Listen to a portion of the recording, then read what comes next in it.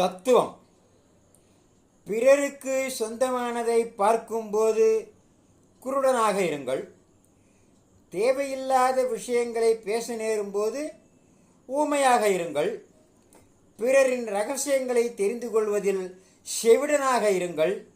பிறர் குறையை தனிமையிலும் குணத்தை கூட்டத்திலும் சொல்லுங்கள்.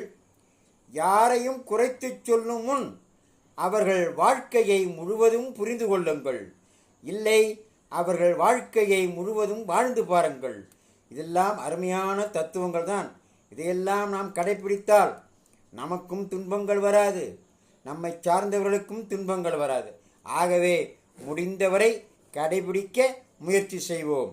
இதையெல்லாம் ஷேர் செய்யுங்கள், சப்ஸ்கிரைப் செய்யுங்கள். மீண்டும் நாளை ஒரு தலைப்போடு சந்திப்பேன். எல்லா புகழும் பெரியாண்டவனுக்கே. நன்றி, வணக்கம்.